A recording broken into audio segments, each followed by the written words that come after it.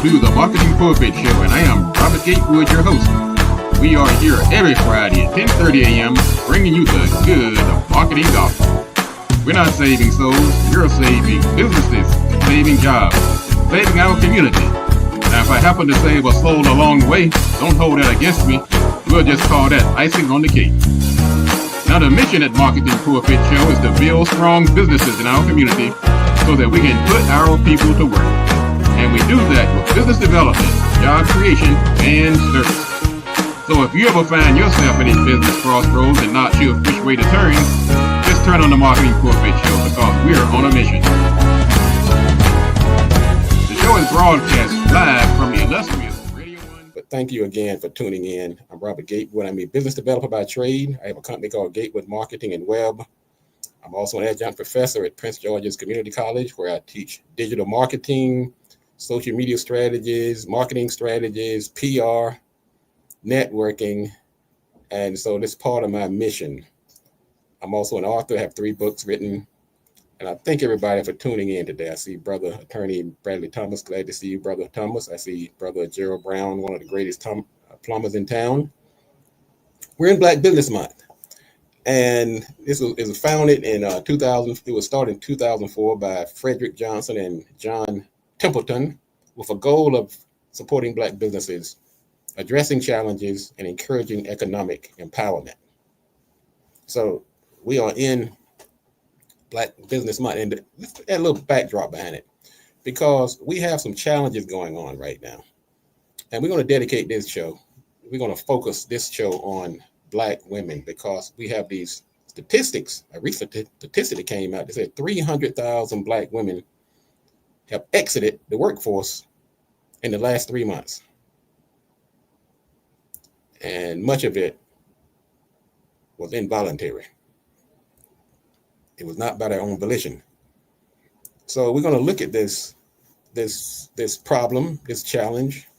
It seems to be an attack because Black women have been such a foundational underpinning of the Black success story. So it's no surprise that they've been targeted. So we still have these economic disparities in our community. We have like household income about $78,000 a year for white families versus $46,000 for Black families. And even though we have 3 million Black businesses in this country, and we have 13% of the population, only 2% of those businesses have hiring capacity. So we have an 11% gap that needs to be filled, which brings more attention to the fact we should have a Black Business Month. Now, the bright part of this is the success rate of Black women-owned businesses. There's a 20% growth rate, which kind of explains why they have been targeted.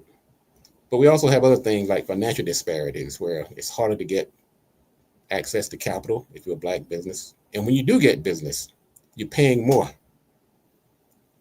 for that business, for that capital.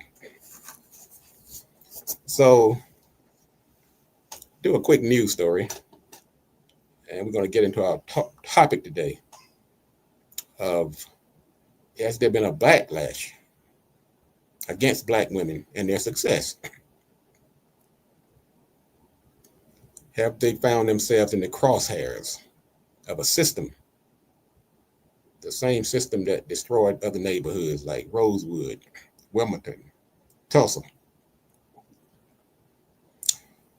A little news story: Target named a new CEO. They're in a slump right now. Depends on where you get your news. Some news articles, some news stations, they don't even mention the boycott.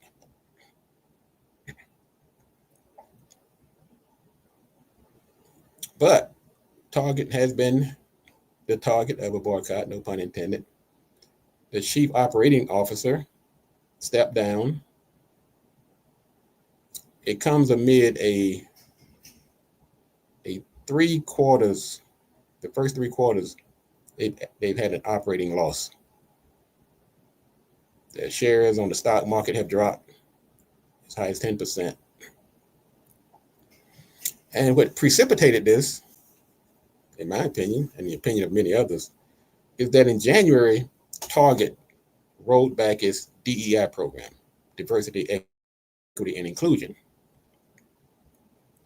And that sparked a backlash, which included boycotts.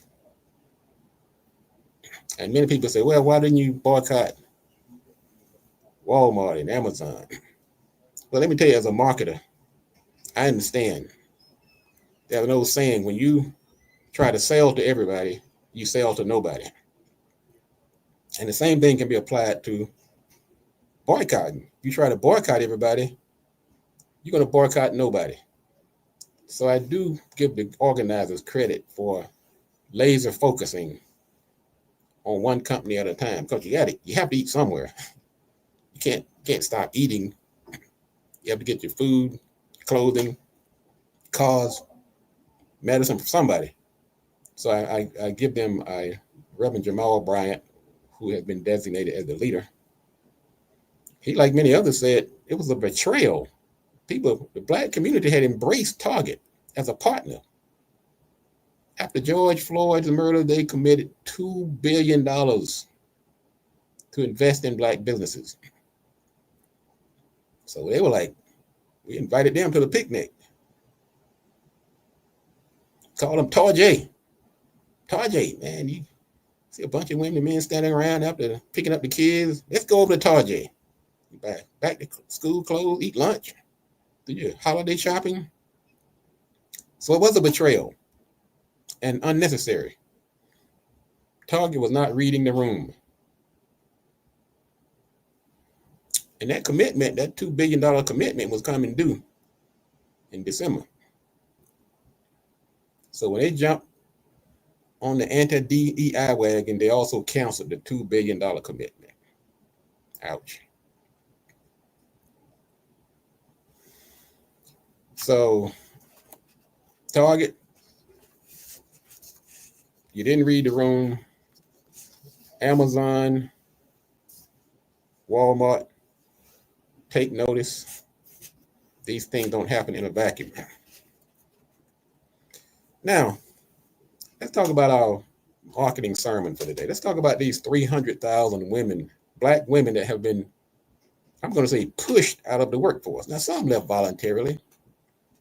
They had a good government job and they felt the heat. They were like, I'm not going to hang around here. I see the writing on the wall. So they took their severance and they left. But it's no coincidence that Black women have been targeted.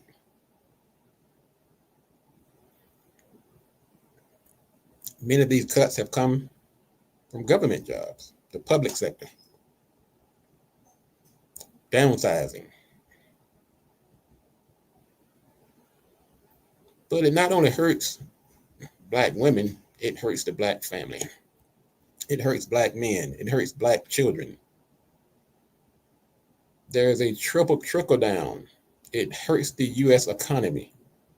It affects things like your schools, because your property taxes are based on your schools supplies, and resources are based on property taxes, and property taxes, of course, based on where you live, how much you spend for your homes and things like that. So there's a ripple effect.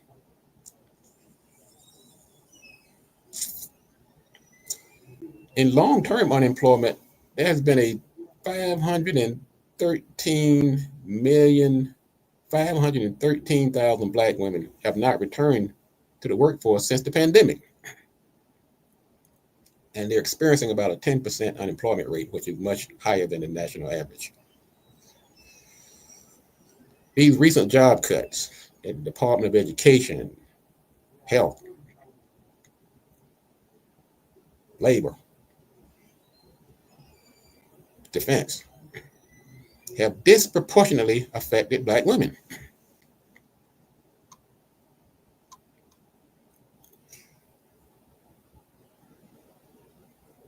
These public sector jobs have been a big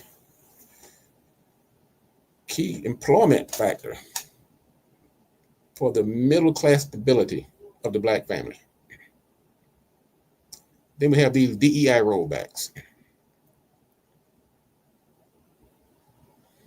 DEI related job postings have dropped 43% in the last couple of years in both government and private sector. Ladies and gentlemen, we're talking about an attack. We're talking about a frontal assault, a backlash to the success of Black women. And I'm here today to provide some support, to ring the bell, and let you know there's something that we can do about it, which I'll go into shortly. Then we have this rollback, this cancellation of the student loan forgiveness program. Once again, many of the Black women who achieved degrees, advanced degrees, received loans. There were programs put in place to forgive some of those loans. Those have been rolled back. Then we have AI and job automation, which once again compounds, exacerbates the problem. Black women are much more likely to lose their jobs to automation and AI. They're only 3% of the tech workforce and about 21% of the jobs that will be lost to automation. Man, these guys, they checked all the boxes. They're coming with everything they have. But there's the broader consequences of this. Food insecurities, family instability, lack of resources to schools, consumer spending. This is not just affecting Black women. So what are we going to do about it? You just can't sit around and kumbaya and pray about it. I mean, that probably doesn't hurt. But you have to take some action. So let's look at some areas where we can take some concrete, tangible steps to offset this frontal assault. They're not coding it. They're not hiding it. Matter of fact, they're gloating in it. So if you're a business owner and you're a Black woman or anybody this is just good general business advice. During these times in this economy, let's do some of these quick things that we can do with very little effort. And if you're a business owner, you might want to do these as a general rule. Number one is prioritize your critical projects. Look at the projects, the income streams that have the highest ROI, return on investment. The little fluffy stuff, projects that's going to take 5 to 10 years to materialize, you might keep them going, but you got to focus right now on getting your bank up and maintaining. You want to reduce your overhead. Eliminate any unnecessary expenses at this time. But you can do it in a way that you're not compromising your core qualities. This is also a good time to renegotiate vendor contracts and use these times as leverage, because these landlords and vendors, they're not dumb. They like to keep you in there. You've been paying your rent on time. They want to keep you as a tenant. But you can leverage. You can get more favorable terms. Get a smaller space. They go from that 5-year contract down to a 3-year. Be able to lower the rent. And some of these suppliers, your supply chain, look at those. Now, also I'm going to say, let's look at the community. How are you engaging in the community? And how are you networking? I am a big proponent of networking. It's in my DNA. I'm a serial networker. So much so I created a course at the college called Networking Works, where I'm a professor. I've started several networking groups the first Fridays that we have in the DC area. So if you are in these times, Black women and others, either form networks or join networks, local groups that focus on business upheaval, business survival. These networks provide resources, mentorships, collaborative opportunities, and they work. Put a star beside that one. And let's get out to some of these trade shows, some of these vendor fairs, and rub shoulders and elbows with movers and shakers. Make some new connections. If you're facing unemployment, if you've already been laid off or taken your severance, let's get started. Let's get busy. Because sometimes it takes a while for some of these things to materialize and to turn into action. So you got to start.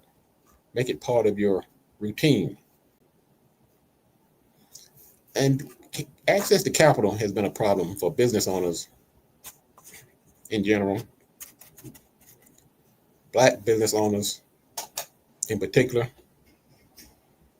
So you got to start looking at some alternative funding sources. Because these traditional banks, man, they're just not lending. And when they do lend, they're doing it unequally. There's unequal probabilities that you might get a loan. Now, it's not an absolute impossibility. We're talking about not confusing exceptions and norms. Look at things like credit unions and community development financial institutions and alternative lendings like crowdsourcing funding and things like that. Some are actually even tailored for Black businesses. Also work on your financial literacy. Help develop or join in the effort to make us as a community more financially literate. There's workshops out here. There's lessons on how to apply for loans, how to manage business finances. Let's become more financially literate. And then let's look at the policy advocacy. We don't have to take it. You have representation, your local congressperson, your mayors, your governors. Get their ear. Sometimes you get them through networking or through some type of somebody who knows somebody. Advocate for things like the restoration or maintaining of DEI. Don't let that's not a foregone conclusion. Don't let people confuse you into believing that that's a bad thing that is gone forever. It's not. There's still companies that are very much behind the DEI program. You have companies like Costco who never really abdicated that program. Some have just renamed it, just not to have a target on their back, no pun intended. But you can be an advocate to let these companies know that we support you. Join organizations that focus on fair lending practices and making sure that lending is equitable. And also get into some type of business and skill development mentality. There are community programs at the community colleges that focus on entrepreneurship, marketing, and business management. Well, I know that. You're hearing it from the horse's mouth. Matter of fact, I was in a faculty meeting last night with the people over at the Prince George's College in the DC area. And we talked about some of the challenges that some people are facing and how we have to be better able to read the room. But yes, I do teach entrepreneur courses, marketing, business management. if you're in the DC area, they actually offer a digital marketing certificate program. Now they're being able to offer a badge program. Once again, you're hearing it from the horse's mouth. I actually am one of the authors of that program, that curriculum. And people are lining up. Matter of fact, this summer we had about 8 young people in their teens and early 20s that I'm proud to have graduated from the program. So I'm feeling like our young people, we're going to be in good hands with our young people if we can just steer them right. They're getting the knowledge. They're waking up. Thank you to the parents for helping them realize the importance of understanding digital technology and automation and artificial intelligence. So as a Black woman, and during this time, if you're part of that 300,000 people who have left the workforce, or if you're still in the workforce, or if you're a business owner, continue. Education is an ongoing process. Mentorship programs, working with other successful entrepreneurs, all of that helps. And then marketing and visibility. If you have social media, use it rather than letting it use you. Use sound digital marketing strategies. Get on platforms like LinkedIn and look at organizations and individuals and let people know. Put a nice resume out there, a nice bio. Showcase your skills and highlight that value proposition, that unique selling position, what makes you separate, different from everyone else. These are steps you can take in light of this assault on Black women during this Black Business Month of all months. Once again, collaboration with other business owners, if you're a business owner or if you're a consultant, partner, cross-promote, pool resources, buying power, creating economies of scale. Engage with corporations that are still in the game, that are still partners, willing to be partners. Like I said, like Costco, applying for grants, seeking supplier diversity initiatives. There are things you can do. I'm giving you a long list. You have to go back and watch this program, back it up, rewind it. It'll be on YouTube. It'll be on Facebook. So you want to get this information and you want to share it.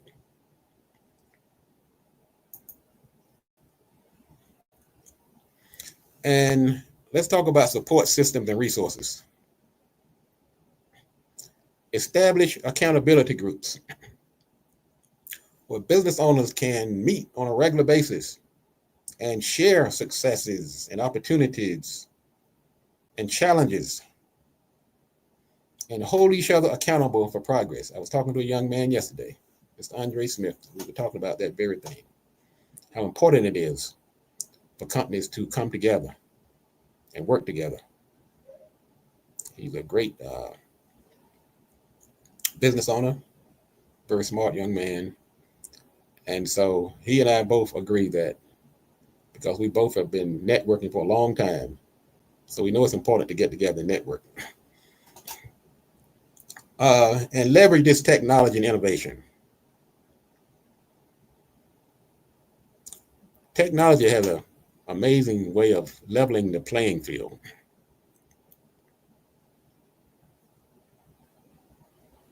Enhancing your efficiency, creativity, customer engagement, managing costs. Don't run from it. Embrace it. And last but not least, before I get out of here, mental health. This stuff is hard. It can cause you anxiety, frustration, stress, and stress kills. So I'm going to throw in this element. I'm going to put on my counselor and therapist hat for a minute. Lord knows I have enough hats. Yep, but I get certified in all of them. Thank goodness. I want you to prioritize your mental health. A Harvard study showed that people who are optimistic, particularly if you're a leader, you have 23% productivity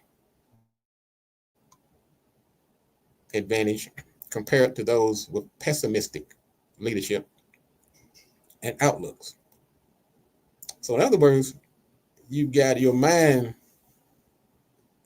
plays a big role in how we come out of this storm. So prioritize your mental health. You might start each day with some type of routine where you focus on your opportunities and strengths and downplay some of the negative, kind of channel out the negative energy. Don't overlook it. And review your daily goals and priorities and see if they tie in to your strategic plan. And visualize successful outcomes. It's like, yes, I can do this. I'm going to be successful. You can do that every day. And then weekly, you want to make sure you're engaging in a systematic, goal-oriented mindset. You want to identify your progress, your wins, your successes, no matter how small. So those small successes and small wins compound like interest. And this will help combat that negativity bias and boost your morale. Look at challenges and reframe them as opportunities.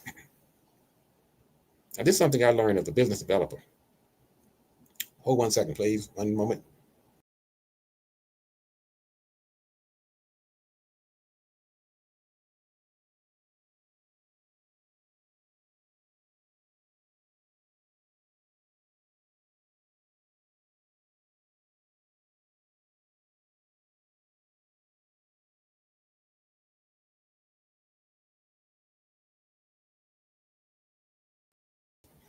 I am back.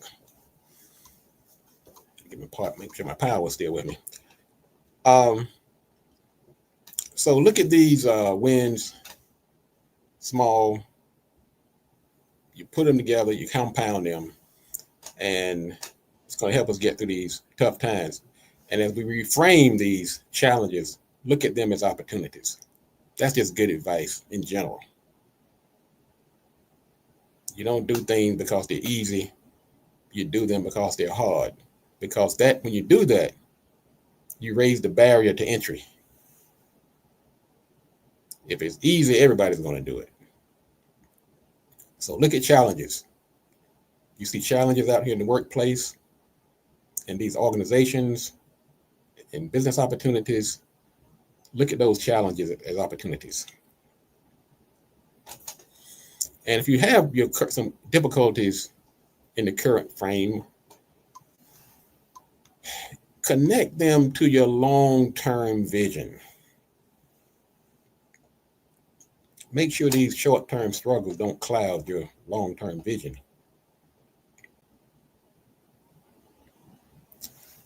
And last,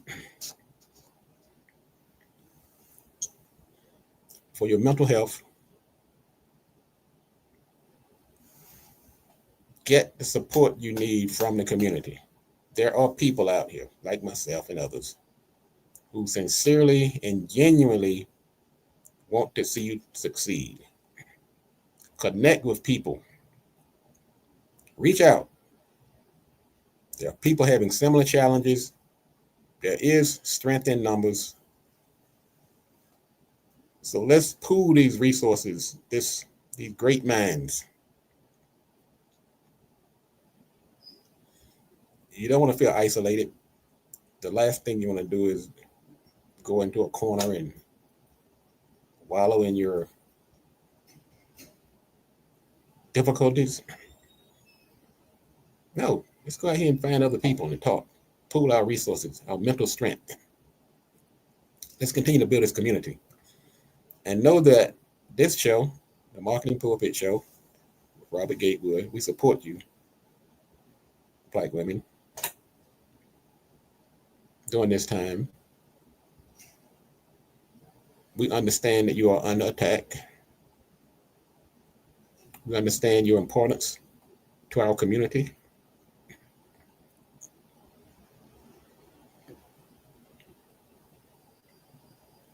And it's almost like a little selfishness, because if you succeed, we succeed.